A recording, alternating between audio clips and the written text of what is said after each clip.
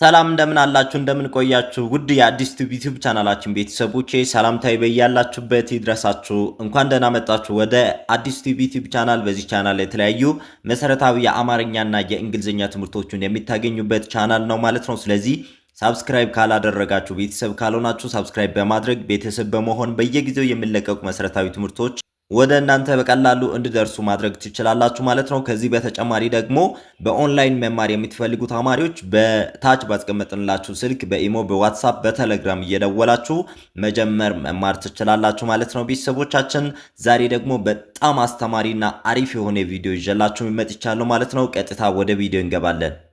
እንግዲህ ውድ ቤተሰቦቻችን እዚህ ጋር እንደምትመለከቱት እዚህ ጋር ሀ እስከ ሼ ድረስ ያሉ ፊደላቶች አሉ ማለት ነው። እነሱን በቀላሉ እናነባቸዋለን። ከዛ ደግሞ ከነሱ ውስጥ ቃላቶችን በቀላሉ እንዴት እንደምንመሰርት አሳያችኋለሁ ማለት ነው። ቤተሰቦቻችን ብዙ ተማሪዎች ፊደላቶችን በትክክል መቁጠር ከጀመሩ በኋላ ቃላት ምስረታ ላይ እንደሚቸገሩ አይቻለሁ ማለት ነው። ስለዚህ እናንተ ደግሞ አሁን ባሳያችሁ መንገድ በቀላሉ ቃላቶችን እየመሰረታችሁ ከሞከራችሁ አማርኛ በአጭር ጊዜ በአጭር ወራቶች ውስጥ እንድትጽፉና እንድታነቡ የሚያደርግ ቪዲዮ ነው ማለት ነው ቤተሰቦቻችን። ስለዚህ መጀመሪያ እዚህ ጋር እንደምትመለከቱት ፊደላቶች አሉ። ከሀ ቤተሰብ እስከ ሼ ቤተሰብ ያሉ ፊደላቶች አሉ ማለት ነው። ስለዚህ እነሱን ትቆጥራላችሁ ማለት ነው። እነሱን ስትቆጥሩ እንዴት ነው መቁጠር ያለባችሁ? መጀመሪያ ሀ ሁ ህ ሃ ሂ ህ ሆ ብላችሁ ወደፊት ትቆጥራላችሁ ማለት ነው። ከዛ በኋላ ወደፊት ከቆጠራችሁ በኋላ ደግሞ ከኋላ ወደፊት ትመለሳላችሁ ማለት ነው ቤተሰቦቻችን። ለምሳሌ ሆ ህ ሄ ሃ ህ ሁ ሃ ብላችሁ በዚህ መልክ ትቆጥራላችሁ ማለት ነው። ስለዚህ እያንዳንዱን በዚህ መልክ መቁጠር መቻላችሁን መጀመሪያ እርግጠኛ መሆን አለባችሁ። ከዛ በኋላ ደግሞ ወደ ቃላት ምስረታ ነው የምንገባው ማለት ነው። ስለዚህ ፊደላቶቹን መጀመሪያ አንድ እንቆጥራቸውና ከዛ እንመለሳለን። ሀ ሁ ሂ ሃ ሄ ህ ሆ እንላለን። ከዛ ደግሞ ሆ ብለን ወደ ኋላ ስንመለስ ሆ ህ ሄ ሃ ህ ሁ ሃ እንላለን። በጣም አሪፍ። ከዛ ሌቤት ደግሞ ሌ ሉ ል ላ ሌ ል ሎ። በጣም አሪፍ። እንደዚህ አትቸገሩም ብዬ አስባለሁ። ወደ ኋላ ስትመለሱ ነው ትንሽ የምትቸገሩት። ሎ ል ሌ ላ ል ሉ ለ። በጣም አሪፍ።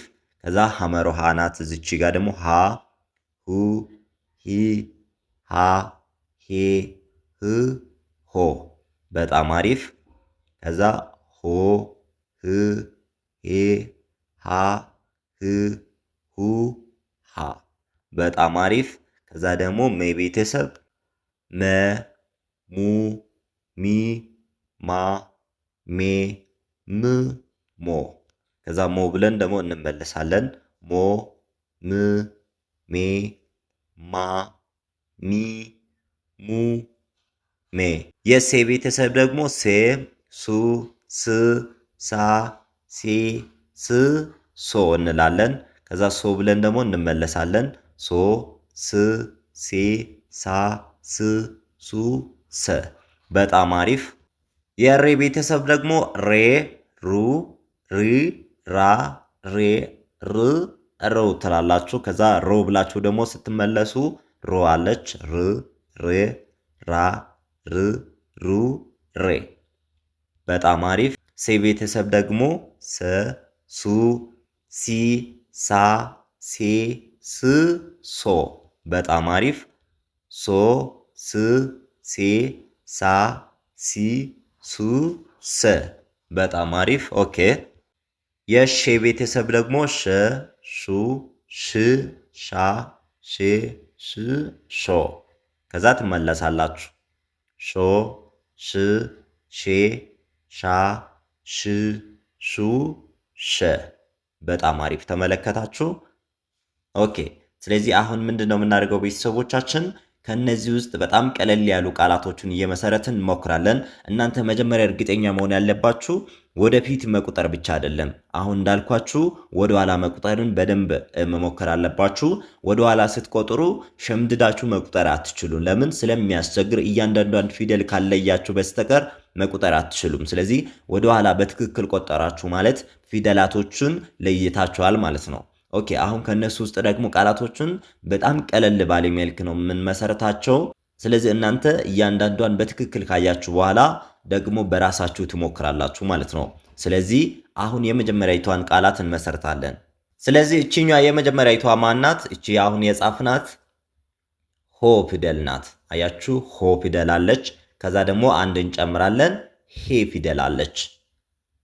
ሄ አያችሁ ሆና ሄ ፊደል ጽፈናል ማለት ነው። አያችሁ ስለዚህ ሆና ሄ ከጻፍን በኋላ ምንድነው የምናደርገው?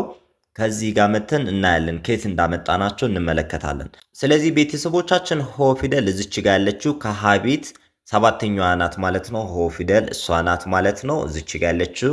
ከዛ ደግሞ ሄ ስንል ደግሞ ሄ አምስተኛዋ ናት ማለት ነው። እዚች ጋር ያለችው ናት ማለት ነው። ስለዚህ አንድ ላይ ምን ብለን ያነበብናቸው? ሆ ሄ ሆ ሄ። አያችሁ እነኚህ ሁለት ፊደላቶቹን እቺኛዋና እቺን የመጨረሻዋን ተጠቀምናቸው። ከዛ ሆሄ የሚለውን ቃላት መስርተናል ማለት ነው ቤተሰቦቻችን። ስለዚህ እናንተ በቀላሉ እያንዳንዷን ፊደል ከዚህ እየመረጣችሁ በራሳችሁ ለመመስረት ትሞክራላችሁ ማለት ነው። እዚህ ጋር እኔ ያመጣውላችሁ እናንተን ለማሳየት ያህል ነው ማለት ነው ቤተሰቦቼ። በጣም አሪፍ። ኦኬ አሁን ደግሞ ሁለተኛይቷን እንመለከታለን። ሁለተኛይቷ ምን ትላለች? ሄ ፊደል አለች። ሄ ፊደል አለች። ከዛ ሄ ፊደል ላይ ደግሞ ሌላ ማንን ነው የምንጨምረው? ሎ ፊደል እንጨምራለን። አያችሁ ሄ ፊደል አለች። ከዛ ሎ ፊደል እንጨምራለን። ሄ ፊደል ማለት ቅድም ያየናት እችኛዋ ናት። ሎ ፊደል ደግሞ ከሌቢት ሎ ምንላት ሰባተኛዋ እች ናት ማለት ነው። ስለዚህ ሄ ፊደል አለች፣ ሎ ፊደል አለች። ሁለቱ አንድ ላይ ምን ይላሉ ማለት ነው? ሄሎ ሄሎ የሚለውን ቃላት መስርተናል ማለት ነው ቤተሰቦች። መጀመሪያ ሆሄ ብለናል፣ አሁን ደግሞ ሄሎ ብለናል ማለት። ስለዚህ ባለ ሁለት ቃላቶቹ ስለሆኑ አንዱ ከሃ ቤት ሄ ፊደል ናት፣ አንዷ ደግሞ ከሌ ቤት ሎ ናት ማለት ነው። አሁን ደግሞ ወደ ቀጣዩ እንሄዳለን። ቀጣዩዋ ምን ትላለች? ስለዚህ ማናት ማለት ነው? ሌ ፊደል አለች፣ ሌ ናት። ከዛ ደግሞ ሜ ቤት ማ ፊደል አለች ማለት ነው። ስለዚህ ሌ ቤተሰብ ሌ የመጀመሪያዊቷ ናት፣ እችኛዋ አለች። ሌ ቤተሰብ ሌ የመጀመሪያዋ፣ ከዛ ሜ ቤተሰብ ደግሞ ማ አራተኛዋ አለች እዚች ጋር። ስለዚህ ሁለቱን አንድ ላይ ስናመጣቸው ምን ይላሉ ማለት ነው? ለማ ለማ።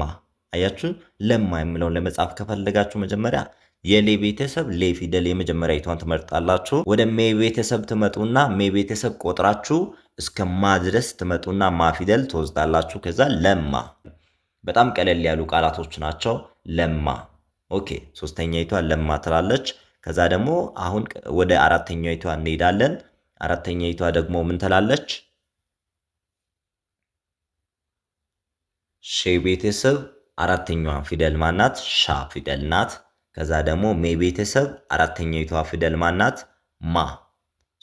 አሁን ሼ ቤተሰብ ትመጡና ሸሹ ብላችሁ ቆጥራችሁ እስከ ሻ ድረስ ትመጣላችሁ። ሻ ፊደል እችኛዋ ናት። ከዛ ከሜ ቤተሰብ ደግሞ አሁንም ሜሙ ብላችሁ ትቆጥሩና እስከ አራተኛዋ ድረስ ትሄዱና እስከ ማ ጋር ሄዳችሁ ማ ፊደል ታመጣላችሁ። ከዛ አንድ ላይ ምን ይላል? ሻ ፊደል አለች። ከዛ ማ ሻማ። አያችሁ ሻማ የሚለውን በቀላሉ በዚህ መልክ ቃላት መስርታችኋል ማለት ነው ቤተሰቦች። በጣም አሪፍ። እነኚህ በጣም ሲምፕልና ቀላል የሆኑት ናቸው። እነዚህን በትክክል መመስረት ከቻላችሁ ትላልቅ ቃላቶችን ስትመሰርቱ አትቸገሩም። በራሳችሁ መጻፍ እየተለማመዳችሁ ትመጣላችሁ ማለት ነው። በጣም አሪፍ። ኦኬ ቀጣዩዋ ደግሞ ምን ትላለች? አሁንም ከሼ ቤተሰብ ሺ ሶስተኛይቷን እንወስዳለን። ከዛ ደግሞ ከሼ ቤተሰብ አሁንም ሻ አራተኛይቷን እንወስዳታለን። ስለዚህ እዛው አጠገብ ያሉትን ነው የወሰድናቸው ማለት ነው። ሼ ቤተሰብ ሽ ሶስተኛይቷ ማለት ነው እቺኛ። ከዛ ሻ ደግሞ አራተኛይቷ እቺኛዋ ማለት ነው። ስለዚህ አንድ ላይ እነኝና ያመጣናቸው ምን ይላሉ? ሽሻ ሽሻ። አያችሁ ሺሻ የሚለውን አንድ ቃላት በቀላሉ መስርተናል ማለት ነው ቤተሰቦች። በጣም አሪፍ። ኦኬ ቀጣዩዋ ደግሞ ማናት? ሱ ፊደል አለች። ከሴ ቤተሰብ ሱ ፊደል አለች። እዚች ጋር ሱ አለች። ከዛ ሬ ቤተሰብ ደግሞ ሬ ፊደል አለች እዚች ጋር። ሱ ፊደል ከሴ ቤተሰብ ሱ ፊደል እችኛዋ ናት ማለት ነው። ከሬ ቤተሰብ ደግሞ ሪ ፊደል እችኛዋ ናት ማለት ነው። ስለዚህ አንድ ላይ ስናነባቸው ምን ይላሉ? ሱሪ ሱሪ ሱሪ የሚለውን ቃላት እንዲሁ በቀላሉ መስርተናል ማለት ነው ቤተሰቦቻችን። በጣም አሪፍ። ኦኬ ቀጣዩዋ ደግሞ ማናት? አሁንም ከሼ ቤተሰብ ሾ ፊደል አለች። ከሼ ቤተሰብ ሾ። ከዛ ከሌ ቤተሰብ ደግሞ ማናት? ከሌ ቤተሰብ ደግሞ ላ አራተኛዋ ናት። በጣም አሪፍ። ከሼ ቤተሰብ ሾ ፊደል እና ከሌ ቤተሰብ ላ ፊደል አንድ ላይ ስናመጣቸው ምን ይላሉ? ሾላ። አያችሁ? ሾላ ሾላ ፍሬ ወይም ሾላ የቦታ ስምም ሾላ የሚባል አለ። ሾላ የሚለውን ቃላት በዚህ መልክ መስርተናል ማለት ነው። እነዚህ ሁሉም ባለ ሁለት ፊደል ናቸው። አሁን ደግሞ ባለ ሶስት የሆኑትን እየመሰረትን እንሞክራለን ማለት ነው። ለምሳሌ ሼ ቤተሰብ ሼ የመጀመሪያዊቷ አለች። ከዛ ሌ አለች። ከዛ ሜ። አያችሁ? ስለዚህ እነኚህን ሶስቶቹን ደግሞ ስንመሰርት የተጠቀምናቸው ቤተሰቦቻችን ፊደላቶች እነማን ናቸው? ከሼ ቤተሰብ ሼ ፊደል የመጀመሪያዊቷን እንጠቀማለን፣ እችኛዋ ማለት ነው። ከሌ ቤተሰብም ሌ የመጀመሪያዊቷን እንጠቀማለን፣ እችኛዋ ማለት ነው። ከዛ ከሜ ቤተሰብ ደግሞ ሜ የመጀመሪያዊቷ። አሁንም አያችሁ ሶስቱ አንድ ላይ ሲመጡ ምን ይላሉ? ሸለመ ሸለመ። በጣም አሪፍ ሸለመ። የመጀመሪያ ፊደል ብቻ ነው የተጠቀምናቸው እዚህ ጋር። እናንተ ደግሞ በፈለጋችሁበት እየወሰዳችሁ መጠቀም ትችላላችሁ ማለት ነው። በጣም አሪፍ። ኦኬ ወደ ቀጣዩ ስንመጣ ደግሞ ከሜ ቤተሰብ ሁለተኛይቷ ፊደል ሙ አለች። ከዛ ከሼ ቤተሰብ ደግሞ ስድስተኛዋ ሽ። ከዛ ከሬ ቤተሰብ ደግሞ አራተኛይቷ ማናት ማለት ነው? ራ ፊደል አለች ማለት ነው። ስለዚህ ሙ ፊደል እዚች ጋር አለች ችኛዋ። ከዛ ከሼ ቤተሰብ ደግሞ ሽ ሽ ሙ ሽ። ከዛ ከሬ ቤተሰብ ደግሞ ችኛዋ ፊደል ራ ሙ ሽ ራ ሙሽራ። አያችሁ ሙሽራ የሚለውን ቃላት መስርተናል ማለት ነው። ቤተሰቦች በቀላሉ ከነዚህ ፊደላቶች ውጭ ሳንወጣ ነው የምንመሰርታቸው። ለምን እናንተ እዚህ ጋር እንዴት እንደምንመርጣቸው እንድታዩ ብዬ ነው ያመጣውላችሁ ማለት ነው። ስለዚህ በቀላሉ በዚህ መልክ መመስረት ትችላላችሁ ማለት ነው። ኦኬ ቀጣይ ደግሞ ከሜ ቤተሰብ ም፣ ከሴ ቤተሰብ ደግሞ ስ፣ ከሬ ቤተሰብ ደግሞ ር። ሁሉም ስድስተኛ ናቸው ማለት ነው። እዚህ ጋር ሁሉም ስድስተኛ ናቸው። ሁሉም ስድስተኛ ስለሆኑ በቀላሉ ከአንድ መስመር ነው የምንመርጣቸው ማለት ነው። ስለዚህ ከሜ ቤተሰብ ሚ ፊደል ችኛዋ አለች። ከሴ ቤተሰብ ስ ችኛዋ አለች። ከሬ ቤተሰብ ደግሞ ር ችኛዋ አለች። ሶስቱን አንድ ላይ ስናነባቸው ምን ይላሉ? ምስር ምስር ብለን ያነባብናቸው ማለት ነው። ቤተሰቦች በጣም አሪፍ ምስር። ሌላም ደግሞ እንጨምራለን። አሁን ጨምረን እንመለከታለን። ከሜ ቤተሰብ አሁንም የመጀመሪያ ሜ፣ ከዛ ሬ ቤተሰብ ደግሞ ራ። ከሬ ቤተሰብ ራ ሁለት ጊዜ ነው የተጠቀምነው ቤተሰቦቼ። ሜ ቤተሰብ ሜ የመጀመሪያዊቷ እዚች ጋለች። ከሬ ቤተሰብ ደግሞ ሬ ሩ ብለን ቆጥረን እስከ አራተኛው መተን ራ ፊደል እንወስዳትና ሁለት ጊዜ ነው የምንጠቀማት። ራ ራ። ስለዚህ አንድ ላይ ምን ይላል? መራራ መራራ፣ የሚመር ነገር ማለት ነው። መራራ የሚለውን ቃላት መሰርተናል ማለት ነው ቤተሰቦች። በጣም አሪፍ። አሁን ደግሞ ከሀ ቤተሰብ ሀ የመጀመሪያዊቷ፣ ከሜ ቤተሰብ ሁለተኛይቷ ደግሞ ማናት? ሙ። ከሴ ቤተሰብ ደግሞ ስድስተኛይቷ ስ። አያችሁ? አሁን ደግሞ ከሀ ቤተሰብ ሀ አንደኛይቷ ማለት ነው። ከሜ ቤተሰብ ሙ ሁለተኛይቷ፣ ከሴ ቤተሰብ ደግሞ ስ ስድስተኛይቷ። ስለዚህ አንድ ላይ ምን ይላሉ? ሐሙስ ሐሙስ የሚለውን ቃል ነው ቀለል ባለ መልክ የመሰረት ነው ማለት ነው ቤተሰቦች። በጣም አሪፍ። ኦኬ ሐሙስ። ከዛ ደግሞ ሌላ ከሀ ቤተሰብ ሀ ፊደል አሁንም ከሼ ቤተሰብ ሺ ሶስተኛይቷና ሺ ደግሞ ስድስተኛይቷን ተጠቅመን አንድ ቃላት እንመሰርታለን። አሁንም ከሀ ቤተሰብ ሀ የመጀመሪያይቷ ናት። ከሼ ቤተሰብ ደግሞ ሶስተኛዋ ከሆነች ሺ፣ ከሼ ቤተሰብ ስድስተኛይቷ ደግሞ ሽ ሀ ሽ ሽ። አያችሁ ሐሽሽ የሚለውን ቃላት ነው የመሰረት ነው ማለት ነው። ሐሽሽ። ኦኬ በጣም አሪፍ። ቀጣይ ደግሞ ከሀ ቤተሰብ ሁ፣ ከሌ ቤተሰብ ሉ፣ ከሜ ቤተሰብ ደግሞ ም ቀለል ያሉ ቃላቶች ናቸው የምንመሰረታቸው ማለት ነው። ስለዚህ ከሀ ቤተሰብ ሁ ፊደል እዚች ጋ ያለችው ናት። ከሌ ቤተሰብም ሉ እዚች ጋ ያለችው ናት። ከሜ ቤተሰብ ደግሞ ም ስድስተኛ ይተው ማለት ነው። ስለዚህ አንድ ላይ ምን ይላል? ሁሉም ሁሉም ብለን በዚህ መልክ መስርተናል ማለት ነው ቤተሰቦች።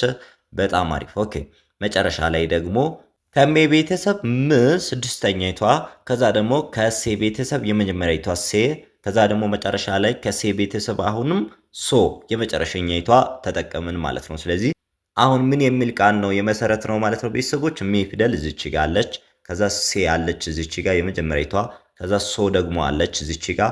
ስለዚህ አንድ ላይ ምን ይላል ማለት ነው ቤተሰቦች? ምሰሶ። አያችሁ ምሰሶ የሚለውን ቃላት መስርተናል ማለት ነው ቤተሰቦቻችን። እነዚህ ቃላቶች ከዚህ ፊደላቶች የወጡት ናቸው ማለት ነው። ከሀ እስከ ሼ ባሉ ፊደላቶች ውስጥ ነው የተጠቀምናቸው። ስለዚህ እናንተ እያንዳንዷን እዚች ጋር እየተመለከታችሁ ልክ እኔ እንደመሰረትኩት ለራሳችሁ የቃላት ምስረታን መሞከር ትችላላችሁ ማለት ነው። በቀላሉ እንደዚህ ከሞከራችሁ መጻፍና ማንበብ ሳትቸገሩ ልትለምዱ ትችላላችሁ ማለት ነው። በተለይ ይሄ ቃላት ምስረታ የሚጠቅማችሁ መጽሐፍ በቀላሉ እንድትለማመዱ ያደርጋችኋል ማለት ነው ቤተሰቦች። በጣም አሪፍ።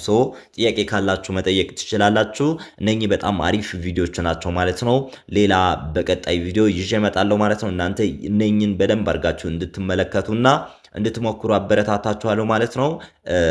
መማር የምትፈልጉ ተማሪዎች በታች ባስቀመጥንላችሁ ስልክ ቁጥር እየደወላችሁ በግልም በግሩፕም ማጥናት ትችላላችሁ ማለት ነው። በአጭር ጊዜ በአጭር ወራቶች ውስጥ አውቃችሁ አንብባችሁ የምትወጡበትን እድል ነው ያመቻቸንላችሁ ማለት ነው ቤተሰቦች። በጣም አሪፍ። ቪዲዮአችን ደግሞ ላይክ፣ ኮሜንት እያደረጋችሁ እንድታበረታቱኝ ይጠይቃችኋለሁ ማለት ነው። ስለምታበረታቱን ስላዳመጣችሁኝ አመሰግናለሁ ማለት ነው። ጥያቄ ካላችሁ ኮሜንት ላይ አስቀምጡልኝ።